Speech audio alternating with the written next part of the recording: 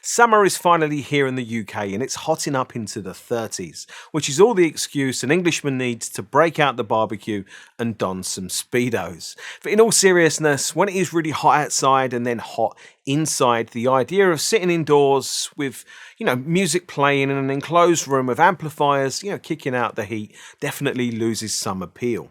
But the audiophile's desire for great sounding music never wanes. And that is when I think it makes sense to have a really nice headphone system, because often when it's warm and sunny outside, I enjoy music more because I'm in a good mood. And I've been looking at two very flexible, very high performance headphone systems. And it's definitely a case of hi-fi versus Apple.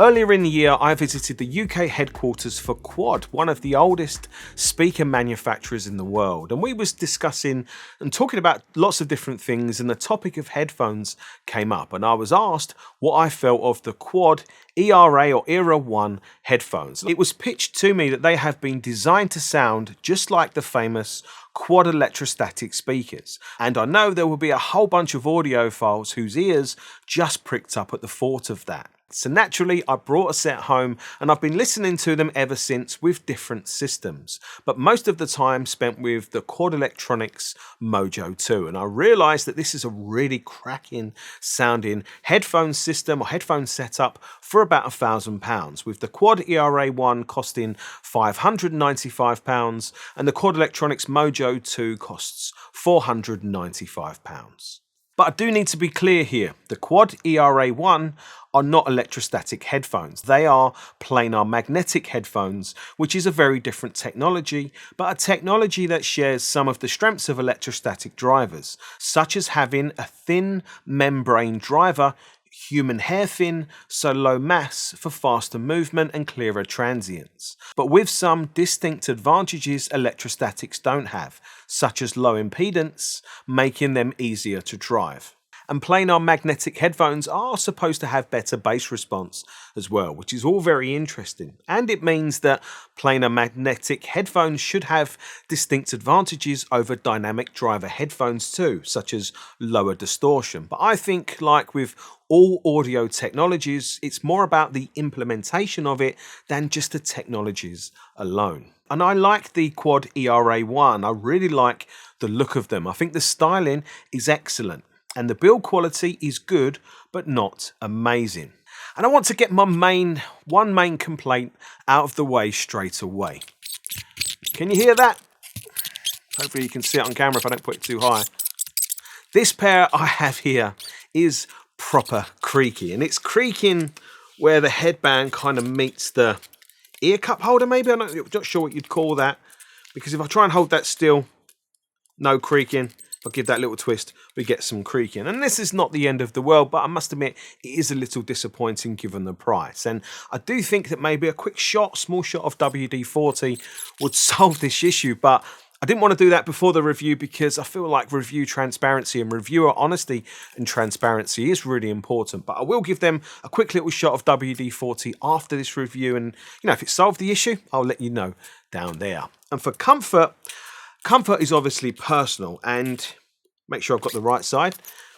I have a large head, a big head, not like that. I have a physically, large head, a large Swede, as some people might call it. And these ERA ones fit me really nicely, actually, on their smallest size, the smallest, adjustment level. So if you are someone who's got maybe a smaller head, then maybe this might feel a little bit too big. I'm really not sure. The overall comfort is very good, but it does feel quite stiff as a system. And in a way that's good because the stiffness kind of holds it, it supports itself. It's a very light headphone, really very light, especially for planar magnetics. I've owned, other more expensive solutions in the past that have been really heavy and felt very cumbersome on your head. These don't. These are really nice and light.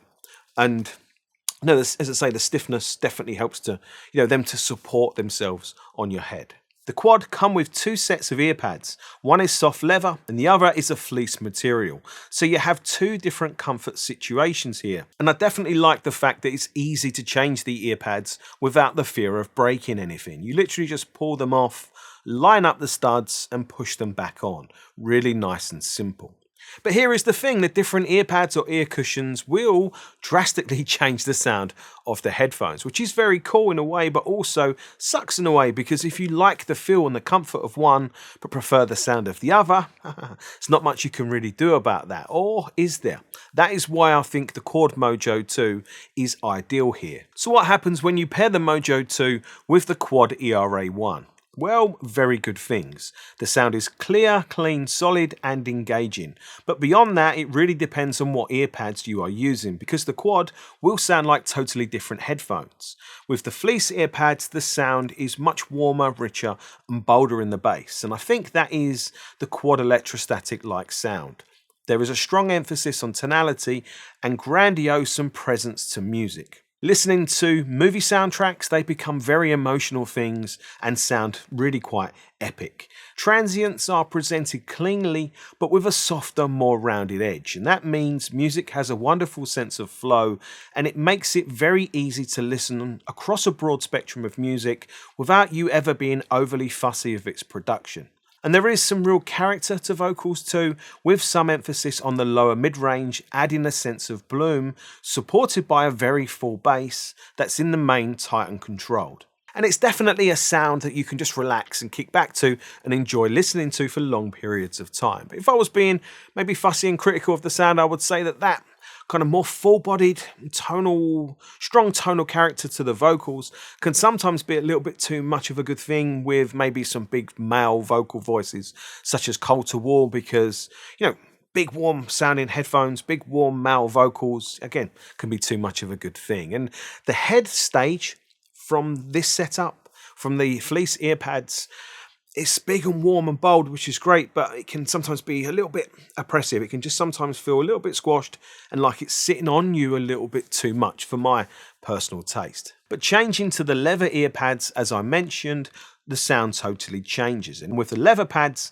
the vocal region of the soundstage really opens up. I think because the balance is leaner through the lower mid-range. And there is definitely a greater focus on soundstage space, and transients sharpen up a bit. With the leather pads, I think the Quads have a more neutral style or type of presentation, but it's definitely still warm, but maybe not as obviously warm as with the fleece pads. And it's an interesting one to try and choose a preference here for the two, because I like bits of both.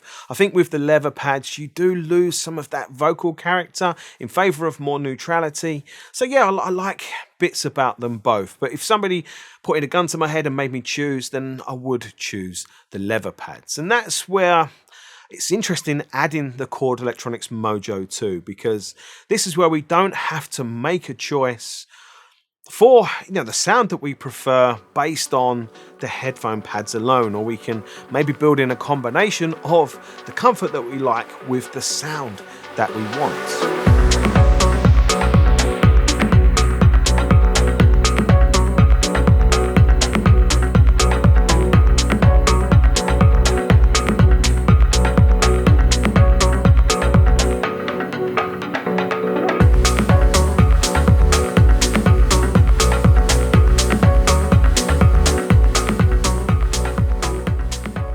Firstly, with the MOJO 2, I engaged crossfeed to green for the fleece pads and blue for the leather pads. And with crossfeed, the head stage significantly changes. It changes from being kind of confined to here to being more expansive and definitely more three-dimensional and maybe more spatial, to use quite an apt term. And for me, crossfeed is huge. It really is it makes a night and day difference to the overall presentation of how the headphones and the headphone system sounds. And for me, it's a night and day improvement. It's a significant improvement to the overall presentation.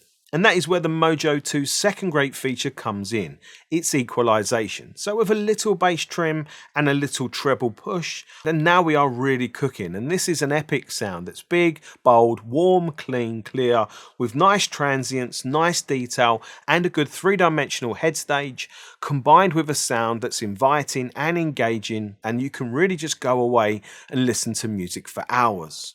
And I think this is a very flexible system, one that you could take outdoors with you, take out into the garden or maybe out onto the balcony on a hot summer's evening and take that great music and great sound with you. And I think that's really fantastic and really brilliant. And you might sit out on the balcony listening to great music, enjoying a nice glass of gin. But what happens when that gin runs out and you want to refill? Well, it's not easy with this system to take the music with you on the move. And that is, I suppose, the big shortcoming, and where I suppose Bluetooth headphone systems have a real distinct advantage. So I thought it would be interesting to compare probably the world's most popular high performance Bluetooth headphone system, the Apple Airpods Max. And I bought the Airpods Max from Amazon, I think for about £449, which is partly why I chose the blue colour, because they were the cheapest. And of course, the Apple Airpods Max costs less than the QUAD ERA1 and less than the Chord MOJO 2. But of course, if any company's got the ability, based on economies of scale and huge R&D budgets, to be able to produce a next level good headphone system for next to nothing, well then of course it's Apple. But just because they can doesn't mean that they're going to, or that they will. And then, of course, there is the huge con to Bluetooth connectivity for music, and that it is still a lossy codec. So some of the benefits, or really a lot of the benefits of high resolution music streaming or CD quality from Qobuz will be lost over the lossy compression. But there is a huge benefit here to not having any tether, to being totally tether free, which means you can take that music with you when you want to go and get a gin refill. And maybe a lot of people, or some people, would feel that that benefit is worth the potential degradation to sound quality. It's worth the benefit of being tether free and mobile and sacrificing some sound quality. But is there a sacrifice to sound quality? Do we lose sound quality? And if so, how much? And that is where things become crazy interesting, because in some ways, yes, and some ways, no. Obviously, Apple have the distinct advantage of this being a closed loop system, so they know the driver's behavior and can match the amplifier perfectly to the impedance of the driver in theory. And it seems like they have done a good job of this, because the bass from the Airpods Max is excellent. If you like a full-on punchy and dynamic bass, and I do, I really do. And I think if you listen to a lot of modern music, well then you definitely will prefer the Airpods Max. Yeah, if you listen to modern, maybe dance music, or maybe a lot of techno music, then you will prefer the Airpods Max for that really full-on punchy bass, because it is really impressive. I really liked it actually, and I tried to get the quad and chord set up to match the bass from the Airpods Max with the Mojo 2 equalisation settings, and I could get it close, and it was definitely a different way of presenting bass, but I couldn't get the Quad Mojo quad chord setup to be really quite as dynamic and punchy as the Airpods Max are. And if that was all that the Airpods Max were offering over and above the quad chord setup, I would be happy with that, but it's not. They are balanced really very nicely. Vocals are clear and present, and the treble is precise and crisp without any strain, and the full bass warms the whole presentation to create a very pleasing overall sound that is quite rounded off, so fairly smooth. And the head stage is really quite impressive actually, in a sense of what headphones are normally like. So we get maybe head sized width, and details are presented very cleanly and clearly across the head stage, and you do get some interesting effects if you use these to watch movies, but we're talking about music here. And this would be very impressive if you hadn't just been listening to the quad chord setup using crossfeed, because what crossfeed does, and the way it makes the sound really spatial and three-dimensional, is such a huge advantage that it really stands out as a benefit. But take that away, then the AirPods Max head stage is really very good. And then we have to think about the other benefits that the AirPods Max offer, such as noise cancelling, which obviously is really beneficial, and being able to make phone calls from them, could be useful as well. And for comfort, what? I struggled at first to find a comfortable position for these on my head. with the height adjustment. It really took me a while, and while I was doing that, the volume control here, which is this strange wheel thing, was constantly getting in the way, and it was really annoying me actually. The design, I really didn't like it, but it's like a lot of these things, you have to adjust and get used to how it's been built, and maybe just hold the unit in a different way. So don't hold it top to bottom, maybe try and hold it side to side while you're making height adjustment. But I do think, the biggest shortcoming really with these headphones is definitely just the Bluetooth lossy codec, because it actually is a really high performing system, and you can imagine what it would like if it was receiving a full high resolution signal over a Bluetooth or a wireless type of connection. So hopefully we'll see that at some point in the future. So which of these two headphone setups is the best? Which of these two headphone setups should you buy?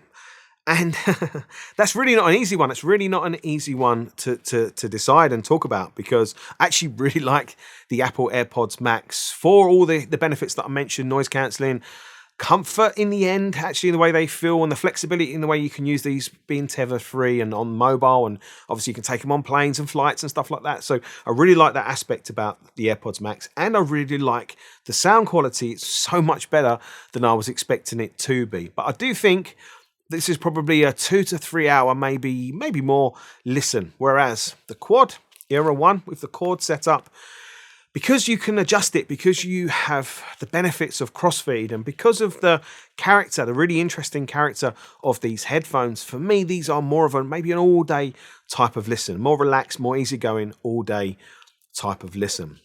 And there is some extra resolving power with this Quad setup than compared to the Apple setup, but there is some extra resolving power here, different to the Chord setup. So it's really an interesting one. It's really not an easy answer to be able to tell you which of these two is the better, and which I recommend out of the two. And I was not expecting that at all. I was actually expecting, the Quad Chord setup to be significantly better than the Apple for sound quality, and in some ways it definitely is. And I think there'll be things that the Quad Chord setup do for sound presentation that a lot of audiophiles will just love.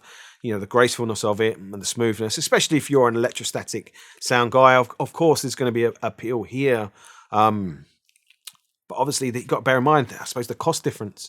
The Apple is half the cost, and it adds a whole other level of flexibility.